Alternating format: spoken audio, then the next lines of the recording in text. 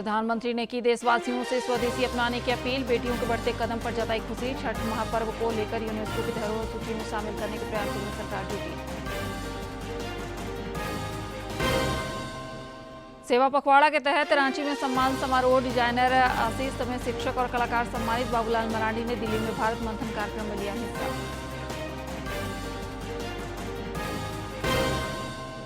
समूचा राज्य मां भगवती की आराधना में लीन। देवी दुर्गा से आशीर्वाद प्राप्त करने के लिए मंदिरों और पंडालों में भक्तों का लगा तांता। पंडालों में ऑपरेशन सिंदूर और देश की सामरिक शक्ति का झलक।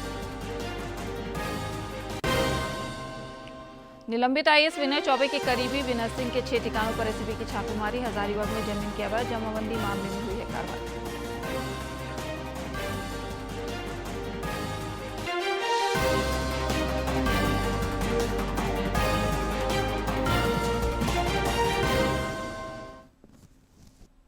नमस्कार, खबरें झारखंड में आप सभी का स्वागत है। मैं हूं आपके साथ प्रियंका मिश्रा और अब समाचार विस्तार से। प्रधानमंत्री नरेंद्र मोदी ने देशवासियों से स्वदेशी अपनाने की अपील की है। आकाशवाणी पर मासिक मन की बात की 126वीं कड़ी में प्रधानमंत्री ने वोकल फॉर लोकल पर बल दिया। त्योहारों के इस मौसम में पीएम मोदी ने देशवासियों से स्वदेशी अपनाने की अपील की है। पीएम ने कहा कि बीते 11 साल में खादी के प्रति देश के लोगों का आकर्षण बढ़ा है। उन्होंने लोगों से 2 अक्टूबर को खादी की खरीद पर वोकल फॉर लोकल मुहिम से जुड़ने का आग्रह किया। पिछले कुछ वर्षों में खादी की बिक्री में बहुत तेजी देखी गई है। मैं आप सभी से आग्रह करता हूं कि 2 अक्टूबर को कोई न कोई खादी प्रोडक्ट जरूर खरीदें। गर्व से कहें ये स्वदेशी है। इसे सोशल मीडिया पर #वोकल फॉर लोकल के साथ शेयर भी करें। प्रधानमंत्री ने मन की बात कार्यक्रम में देशवासियों को नवरात्रि की शुभकामनाएं भी दी। मोदी ने कहा कि देश नारी शक्ति का उत्सव मना रहा है। प्रधानमंत्री ने कहा कि पर्व त्योहार भारत की संस्कृति को जीवंत बनाए रखते हैं। श्री मोदी ने लोक आस्था के महापर्व छठ का जिक्र करते हुए कहा कि सरकार इस महापर्व को यूनेस्को की धरोहर सूची में शामिल करने के प्रयासों में भी जुटी हुई है।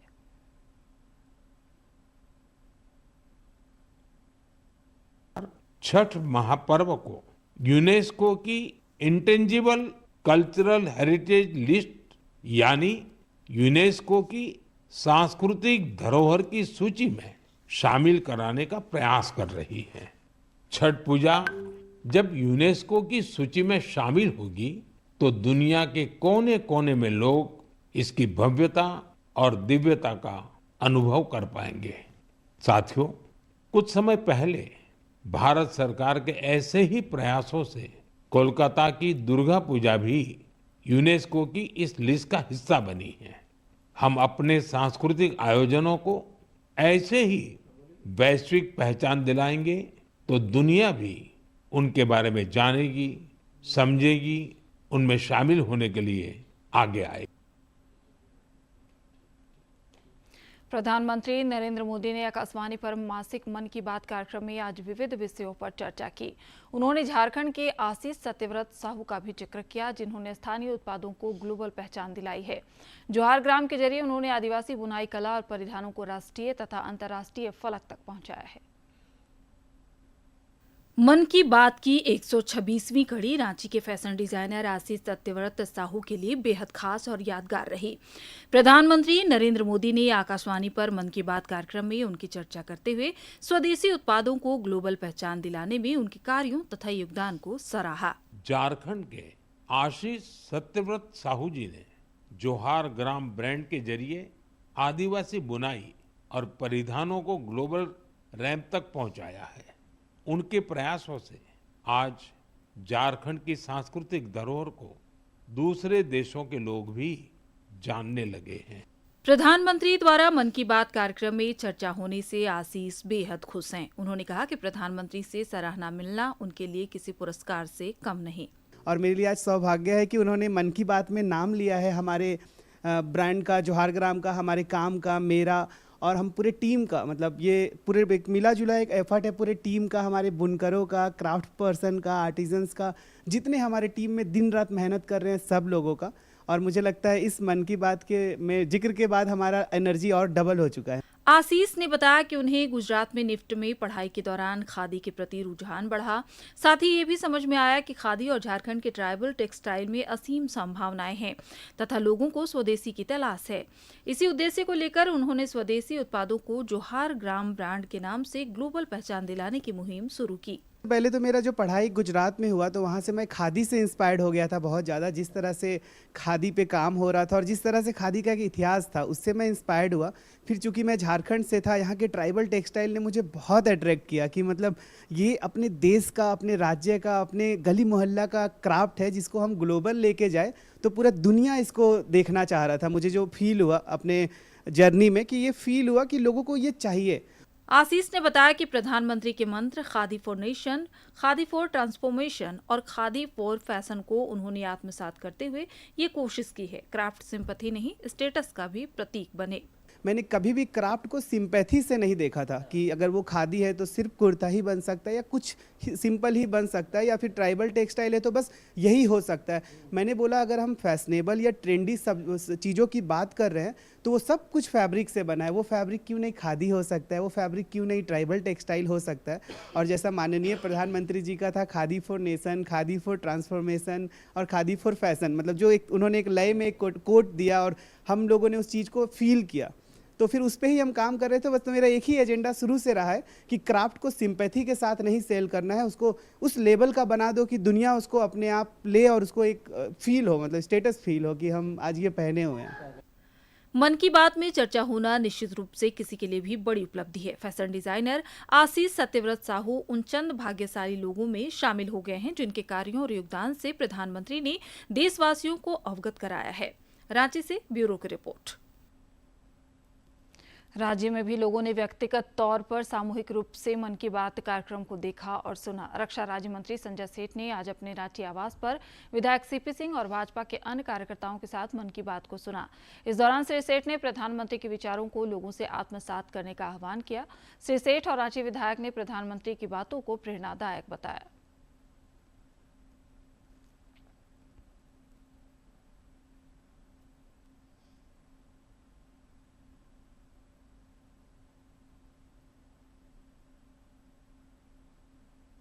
देश से लेकर स्पोर्ट्स तक और एजुकेशन से लेकर साइंस तक आप किसी भी क्षेत्र को लीजिए, देश की बेटियां हर जगह अपना परचम लहरा रही हैं।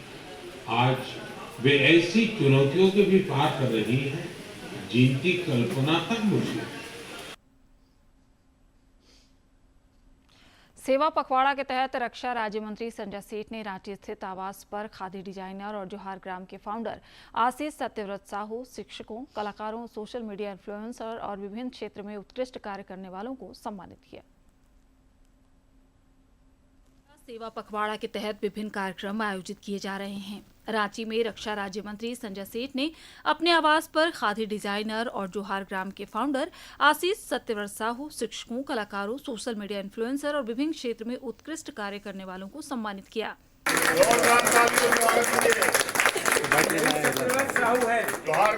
उसने कहा कि हमको खादी में काम करना है। देखो सिर्फ 8-9 साल के अंदर उसने खादी में इतना बड़ा काम खड़ा किया कि दुनिया के सबसे लोकप्रिय नेता, हम सबके लाडले प्रधानमंत्री ने अपने मन की बात में सत्यव्रत साहू की चर्चा कर ऐसे युवाओं को एक मोटिवेट किया। आज हम सब लिए गौरव की बात है। इस दौरान खादी डिजाइनर आशीष ने कहा कि प्रधानमंत्री द्वारा मन की बात कार्यक्रम में आज उनकी चर्चा किया जाना और रक्षा राज्य मंत्री से सम्मान पाना उनके लिए दोहरी खुशी है। प्रधानमंत्री जी ने मन की बात में मेरे बारे ही जिक्र किया। झारखंड से मैं 23वां व्यक्ति हूं जिनके बारे में मोदी जी ने बात किया और हमारे काम के बारे में पूरी दुनिया को बताया। और अभी जस्ट माननीय सांसद केंद्रीय रक्षा राज्य मंत्री संजय सेठ सर ने भी मुझे सम्मानित किया अपने मंच पे। इस मौके पर सम्मान पाने वाले शिक्षक, कलाकार और सोशल मीडिया इन्फ्लुएंसर भी हर्षित नजर आए और उनका उत्साहवर्धन के लिए आभार जताया। आज सेवा पखवाड़ा में जो चल रहा है उसमें रक्षा राज्य मंत्री, केंद्रीय रक्षा राज्य मंत्री की ओर से जो मुझे सम्मान दिया गया है, न्यूज़ रीडर के रूप में मुझे सम्मान मिला है और इससे मेरा उत्साह बहुत ही दुगुना हो गया है और मैं अब दुगने उत्साह के साथ काम करूंगी। सेवा पखवाड़ा के तहत आयोजित सम्मान समारोह के दौरान कई गणमान्य लोग मौजूद रहे। रांची से सरिता का रिपोर्ट। भाजपा के प्रदेश अध्यक्ष बाबूलाल मरांडी ने दिल्ली के विज्ञान भवन में doctor Shyama Prasad Mukherjee research foundation द्वारा आयोजित भारत मंथन कार्यक्रम में हिस्सा लिया। इस दौरान उन्होंने नक्सल मुक्त भारत विषय पर अपने विचार व्यक्त किए। श्री मरांडी ने कहा कि प्रधानमंत्री के मार्गदर्शन और केंद्रीय गृह मंत्री के दृढ़ नेतृत्व में केंद्र सरकार अगले साल मार्च तक देश के लाल आतंक को मिटाने के लिए पूरी तरह से प्रतिबद्ध है। भाजपा प्रदेश अध्यक्ष ने भटके युवाओं से हिंसा का रास्ता छोड़कर मुख्य धारा में शामिल होने की अपील की। प्रधानमंत्री नरेंद्र मोदी के प्रयासों से पिछले एक दशक में ग्रामीण भारत की तस्वीर बदली है और सुविधाओं का विस्तार हुआ है।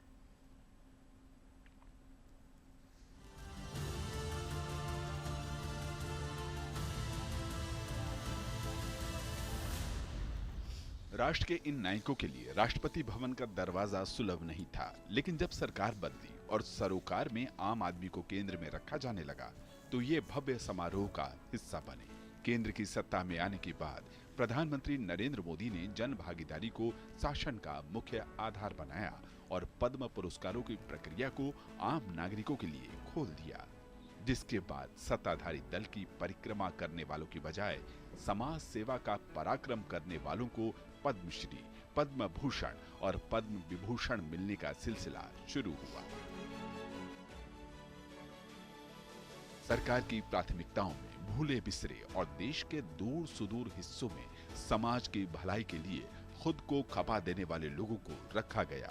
पारंपरिक कलाओं, लोक सेवा, खेल, पर्यावरण, दिव्यांग सशक्तिकरण जैसे क्षेत्रों में काम करने वाले समाज सेवियों को प्रमुखता दी गई। ये जो मेरा माननीय सरकार है, ये जो खोज कर निकालता है, ये महानुभवता है, महान, ये ग्रेटेस्ट वर्क। प्रधानमंत्री नरेंद्र मोदी ने जिस तरह राष्ट्र को एक परिवार की तरह जोड़ा है, उसकी प्रशंसा हर जगह हो रही है। यह केवल उपदेश नहीं देते, बल्कि उन्हें खुद पर लागू करके उदाहरण पेश करते हैं। प्रधानमंत्री नरेंद्र मोदी के नेतृत्व में हमारे सांस्कृतिक गौरव को पुनर्जीवित किया जा रहा है। आज गांव-गांव में लोग मानते हैं कि यह प्रधानमंत्री हमारे अपने हैं। पीएम मोदी ने देश में वह भरोसा पैदा किया जो पहले नहीं था। अब जनता को लगता है कि उनकी आवाज दिल्ली तक पहुंच रही है। दुर्गोत्सव पर समूचा राज्य मां भगवती की आराधना में लीन है। देवी दुर्गा से आशीर्वाद प्राप्त करने के लिए मंदिरों और पंडालों में भक्तों का तांता लगा हुआ है। नगर विकास मंत्री सुदिव्य कुमार ने गिरिडीह में पूजा पंडालों का भ्रमण किया और माता रानी से राज्यवासियों के कल्याण के लिए प्रार्थना की। पपड़ बाटाड़ में उनका पूजा समिति द्वारा स्वागत किया गया। मौके पर पत्रकारों से बातचीत करते हुए उन्होंने शांतिपूर्ण ढंग से पर्व त्योहारों के आयोजन पर बल दिया।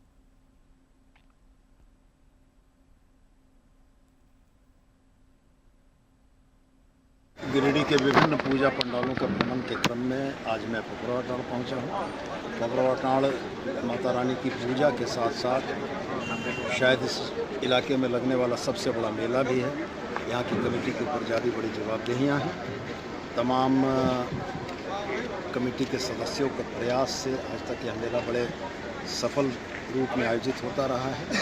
माँ भगवती से मेरी प्रार्थना है कि उनकी कृपा बनी रहे, मेला बड़े शांतिपूर्ण सौहार्दपूर्ण माहौल में संपन्न हो और माता रानी की कृपा तमाम भक्तों पर सब पर बने। संथाल परगना के विभिन्न जिलों में भी शारदीय नवरात्र और दुर्गोत्सव की छटा देखते ही बन रही है। पूजा पंडालों का पट खुलते ही लोग देवी दुर्गा के दर्शन और पूजन के लिए उमड़ने शुरू हो गए हैं। उपराजधानी दुमका में भी दुर्गोत्सव का उल्लास नजर आ रहा है। बासुकीनाथ क्षेत्र के जरमुंडी दुर्गा स्थल में लगातार श्रद्धालु पहुंच रहे हैं। यहाँ 122 सालों से मां दुर्गा के प्रतिमा स्थापित कर पूजा अर्चना की परंपरा चली आ रही है। यहाँ आकर्षक विद्युत सज्जा की भी की गई है, जिसमें खास बात यह है कि यहाँ बासुकीनाथ के करीब 22 गांवों के लोग मिलकर मां भगवती की पूजा करते हैं।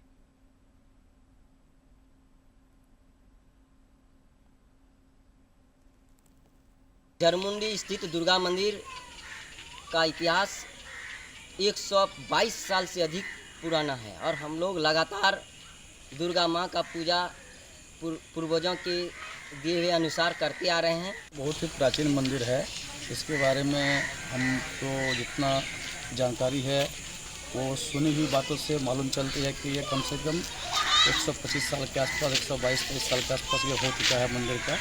और ये हर साल दुर्गा माता प्रतिमा यहाँ पर उठाया जाता है और इस आश्विनी मास में नवरात्रि के समय में यहाँ पर प्रतिमा के साथ में हम लोग पूजा अर्चना करते हैं। इधर शारदीय नवरात्र की हजारीबाग में भी धूम देखी जा रही है। स्थानीय मटवारी मैदान में बने पूजा पंडाल में ऑपरेशन सिंदूर को दर्शाया गया है। शारदीय नवरात्र और दुर्गा पूजा का उत्साह हर ओर दिख रहा है। हजारीबाग में मटवारी में शिव शक्ति दुर्गा पूजा समिति का पूजा पंडाल आकर्षण का केंद्र बना हुआ है। यहाँ ऑपरेशन सिंदूर और भारत की सामरिक शक्ति को दर्शाया गया है। इस बार देखा जाए तो सारा दुनिया माता का पूजा में लगे हुए हैं, लेकिन हम लोग माता का पूजा के साथ साथ देशभक्ति को जरूर इसमें दर्शाए हैं, जिससे कि पूरा देखिए हम लोग पंडाल में परमवीर चक्र के जो सम्मानित किए गए हैं उन लोग का भी है। और ये हम लोग जो बेस कैंप बनाए हैं, जो ऑपरेशन सिंदूर था उसका दिल्ली का जो बेस कैंप है थल सेना का, उसका एक मॉडल तैयार किए हैं। और साथ साथ पूजा भी हम लोग माता का पूजा तो हम लोग 2 या 3 से कर रहे हैं। आयोजकों ने बताया कि जवानों के अदम्य साहस से लोगों को परिचित कराने के लिए पंडाल में परमवीर चक्र से सम्मानित जवानों की तस्वीर भी लगाई गई है। उसका 25वां वर्ष है और अभी जैसा कि आपने देखा है 2-3-4 महीने पहले जो ऑपरेशन सिंदूर हुआ था, है ना, उसी के थीम पे बेस्ड है ये जो सामने जो स्ट्रक्चर बना है इस बार थल सेना भवन है जो दिल्ली में बनी है नई, है ना। और इसमें मुख्य रूप से हमने ऑपरेशन सिंदूर के द्वारा जो कार्रवाई की गई, उससे पहले जो जघन्य अपराध किया गया था देशद्रोहियों के द्वारा, वो सारी थीम को हमने यहाँ पर छोटे से जगह में समाने का प्रयास किया है। पूजा के साथ ही यह पंडाल निश्चित रूप से देश प्रेम का भी संदेश दे रहा है। हजारीबाग से गौरव की रिपोर्ट।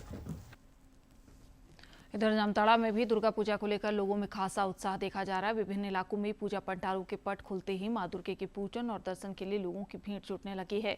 पुलिस और प्रशासनिक अधिकारियों ने पूजा पंडालों का भ्रमण कर व्यवस्थाओं का जायजा लिया। जामताड़ा में लगभग 2 दर्जन ऐसे दुर्गा मंदिर है जहां 500 सालों से मां भगवती की पूजा अर्चना की जाती है।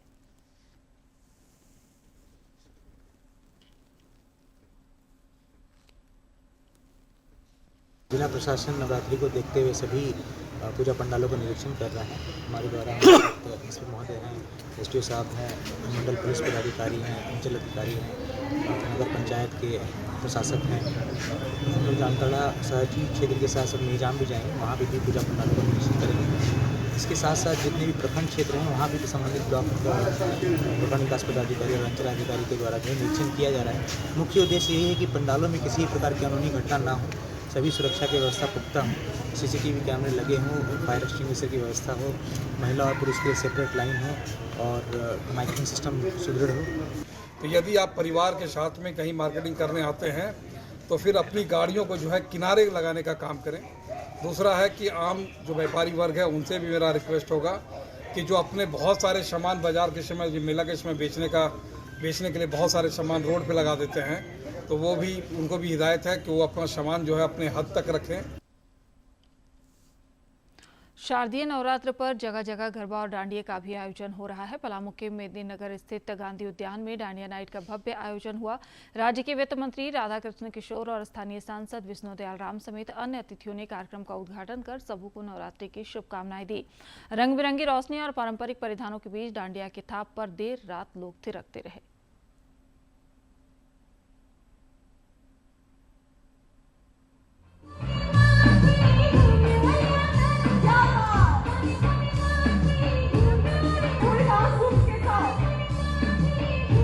न कोई दलीय भावना, सब लोग मिलकर के आज दुर्गोत्सव के अवसर पर पलामू के विकास की हम उम्मीद करते हैं, कामना करते हैं, झारखंड राज्य के विकास की कामना करते हैं। दुर्गा पूजा के अवसर पर डांडिया नृत्य का पलामू की धरती पर आयोजन करने के लिए सभी आयोजनकर्ताओं को बहुत बहुत बधाई, उन्हें धन्यवाद। उन्होंने मनोरंजन के लिए, पलामू के लोगों के मनोरंजन के लिए हर संभव प्रयास हजारीबाग में वन भूमि घोटाला और जमीन की अवैध जमाबंदी मामले में निलंबित आईएएस विनय चौबे के करीबी विनय सिंह के 6 ठिकानों पर एसीबी ने आज छापेमारी की। एसीबी की टीम ने अनुसंधान के सिलसिले में हजारीबाग पहुंचकर डेमोटाड़ स्थित शोरूम में दबिश दी और घंटों कागजात और अन्य चीजों को खंगाला। इस दौरान कर्मियों से भी पूछताछ हुई। आपको बता दें कि विनय सिंह फिलहाल न्यायिक हिरासत में जेल में है।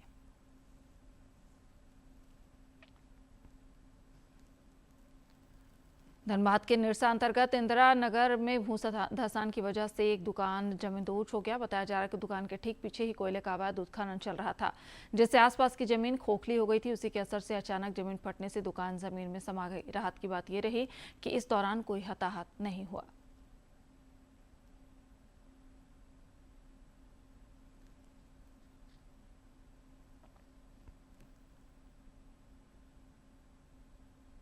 नहीं, अवैध उत्खनन चल रही है सभी जगह। इसमें नहीं मानने की कुछ चीज़ नहीं है। अवैध उत्खनन भी चल रही है, लोग मर भी रहे हैं। सरकार को, प्रशासन को इसको रोकथाम होना चाहिए और वैध उत्खनन होना चाहिए। अवैध उत्खनन कहीं भी नहीं। यही जानकारी है कि यहाँ पर एक मेरा भाई है जो बहुत ही, आप उसको देखिएगा ना, थोड़ा पतला दुबला करके है। वो अपना परिवार पालने के लिए यहाँ पर घुगने उगने चौपू बेचता था। तो अचानक यहाँ पर मतलब कि धंस गया, खदान बैठ गया है। वो आप देख सकते हैं। अमेरिका में आयोजित नैनोकॉन अंतर्राष्ट्रीय फिल्म महोत्सव में हजारीबाग में बनी शॉर्ट फिल्म सूरजमुखी विजेता रही। नैनोकॉन अंतर्राष्ट्रीय फिल्म महोत्सव NIFF एक वार्षिक लघु फिल्म महोत्सव है। इस फेस्टिवल में सामुदायिक कार्यक्रमों और फिल्म निर्माण चर्चाओं के साथ साथ पुरस्कार विजेता अंतर्राष्ट्रीय, स्थानीय और युवा लघु फिल्मों का प्रदर्शन किया जाता है। कारों का जलवा अमेरिका में भी दिख रहा है। अमेरिका में आयोजित नैनोकॉन अंतर्राष्ट्रीय फिल्म महोत्सव में हजारीबाग में बनी शॉर्ट फिल्म सूरजमुखी विजेता रही। इस बड़ी उपलब्धि से फिल्म के निर्देशक सुमित कुमार सिन्हा और कलाकारों के चेहरे खिल उठे हैं। मतलब फेस्टिवल होता है ना, इंटरनेशनल फिल्म फेस्टिवल, तो ग्लोबल सबमिशन आता है फिल्म का। सब लोग अपना अपना फिल्म भेजते हैं, उसमें से फिर सिलेक्शन होता है कुछ फिल्म्स का, जिसको स्क्रीनिंग किया जाता है। उसमें से कुछ जो सिलेक्शन हो चुका है उसमें से कुछ फिल्म्स फाइनलिस्ट के तौर पे आगे जाती है, और जो फाइनलिस्ट है उसमें से कुछ फिल्म्स को नॉमिनी मिलता है अवार्ड के लिए। उसके बाद फिर उन नॉमिनी में से एक फिल्म को विनर के तौर पे अवार्ड दिया जाता है। तो आपका फिल्म विनर में? जी। कलाकार मुकेश राम प्रजापति ने बताया कि पूरी फिल्म जमींदारी प्रथा को केंद्रित करके बनाई गई है। उन्होंने कहा कि यह बेहद खुशी की बात है कि हजारीबाग की फिल्म को अमेरिका में सम्मान मिला है। जो जमींदार प्रथा थी पहले, जमीनों की, वहाँ एक किसान अपना खेती कर रहा होता है और जमींदार देकर रखा खेती करने के लिए, और एक टाइम पे जब जमींदार बूढ़ा होता है तो सब सोचता जमीन को बेच दें। लेकिन जो उस जमीन पे जो रह रहा है, जिसका घर चल रहा है, उसकी स्थिति क्या बन जाती है उस समय, इस पर आधारित पूरी ये फिल्म है। लोग बहुत पसंद कर रहे हैं, बहुत। और इसके पूर्व भी विनोबा विश्वविद्यालय में फिल्म की स्क्रीनिंग रखी गई थी। कुलपति महोदय खुश होकर के हम लोग को प्रोत्साहन स्वरूप 1 लाख रुपया पैसा भी दे चुके थे। तो हम लोग को खुशी वहीं से हो गई थी। लेकिन अभी ये बहुत बड़ी बात है कि हम लोग की फिल्म को अमेरिका में प्राइज मिला, ये बहुत बड़ी बात है। हजारीबाग के स्थानीय कलाकारों ने 6 माह के अथक प्रयास से शॉर्ट फिल्म सूरजमुखी बनाई है, जिसे 2 फिल्म फेस्टिवल के लिए भेजा गया था। Cine dreams international film festival Mumbai में यह नॉमिनी में गई है। वहीं नैनोकॉन अंतर्राष्ट्रीय फिल्म महोत्सव अमेरिका में इस फिल्म को विनर घोषित किया गया है। हजारीबाग से गौरव की। राज्य में मानसून फिलहाल सामान्य है और 4 अक्टूबर तक हल्के से मध्यम दर्जे की बारिश का पूर्वानुमान है। 2 से 4 अक्टूबर तक कुछ स्थानों पर भारी बारिश हो सकती है, जिसको लेकर मौसम विज्ञान केंद्र ने येलो अलर्ट भी जारी किया है। इस अवधि में आंधी और वज्रपात की भी आशंका है। पिछले 24 घंटे के दौरान पूर्वी सिंहभूम के डुमरिया में सर्वाधिक लगभग 38 मिलीमीटर बारिश रिकॉर्ड की गई है। मौसम विज्ञान केंद्र के अनुसार अगले 3 दिनों में तापमान में भी थोड़ी वृद्धि के आसार हैं, लेकिन इसके बाद फिर से गिरावट होगी।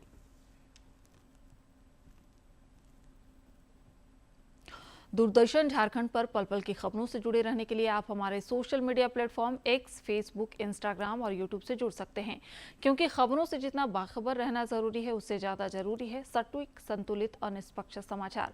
हमारा एक हैंडल है @DD News Jharkhand, Facebook page है DD News झारखंड और इंस्टाग्राम अकाउंट है DD News झारखंड। आप हमें YouTube channel Jharkhand DD news पर भी देख और सुन सकते हैं। अंत में मुख्य समाचार एक बार फिर।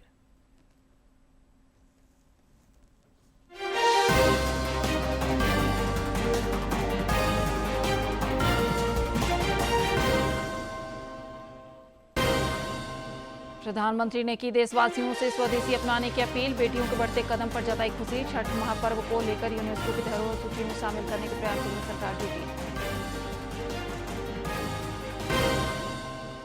सेवा पखवाड़ा के तहत रांची में सम्मान समारोह। डिजाइनर आशीष समेत शिक्षक और कलाकार सम्मानित। बाबूलाल मरांडी ने दिल्ली में भारत मंथन कार्यक्रम में लिया हिस्सा।